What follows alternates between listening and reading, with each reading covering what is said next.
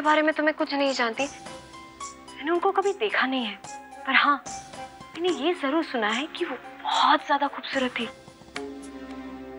But सिर्फ शक्ल से। मतलब देखो मुझे ठीक से तो पता नहीं है क्योंकि घर में उनके बारे में कोई बात ही नहीं करता, लेकिन हाँ यहाँ वहां से कुछ खबर मिली, उससे पता चलता है कि मामा जी उनसे बहुत ज्यादा परेशान रहते थे, लेकिन फिर भी उनका बहुत ख्याल रखते थे।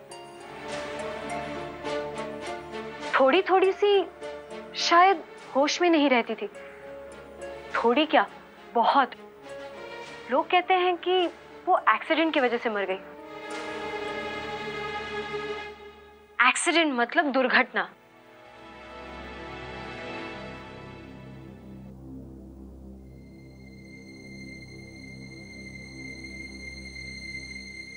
तभी तभी ठाकुर मालक उनके बारे में बात करते हैं तो इतने परेशान हो जाते हैं।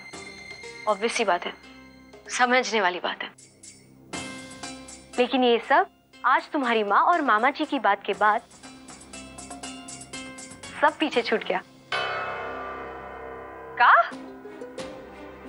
माई और विक्रम ठाकुर मालक मिले थे? माई इतने आई थी, ले तुम्हें पता ही नहीं। और पता है तुम्हें सबसे मजेदार बात, मामा जी ने तुम्हारी माँ को कह दिया कि वो तुमसे शादी करेंगे। है? सच में? खाओ हमारी कसम। तुम्हारी कसम। सुगनी,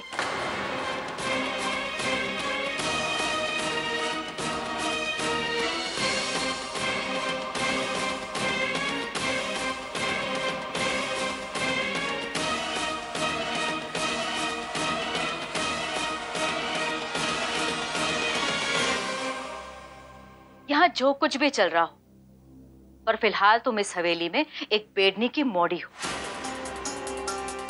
और इस घर की ड्राइवर के रूप में हो। और तुम कोई लंदन से नहीं आई हो कि तुम्हें यह बताने की जरूरत पड़े कि इस हवेली के नौकर नौकरानियों को इस हवेली के अंदर कहां तक घुसने दिया जा सकता है।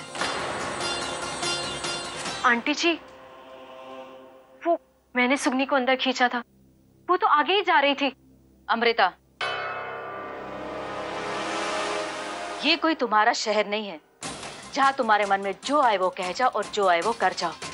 अगर तुम इस घर की बहू होती ना तो तुम्हें इस तरह नौकर नौकरानियों को अपने कमरे में बुलाने की इजाजत नहीं दी जाती। अमृता, तुम अभी सिर्फ इस घर की मेहमान हो।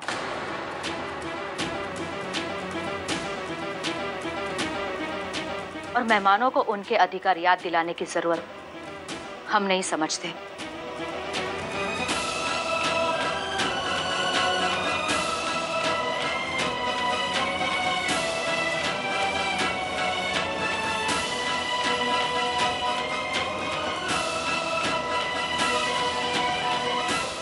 सॉरी आंटी जी।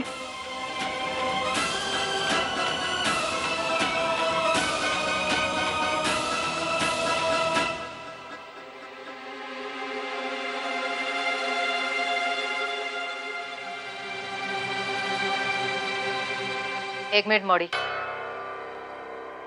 आज किसी को बाहर नहीं जाना है, तो फिर क्यों अपनी परछाई हवेली की दीवार पर डाल रही है? चल जा यहां से।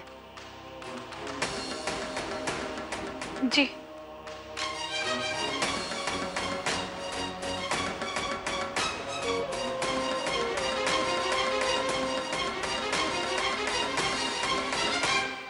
आदि, किस हक से अमृता तुम्हारे सीने से लगी हुई थी?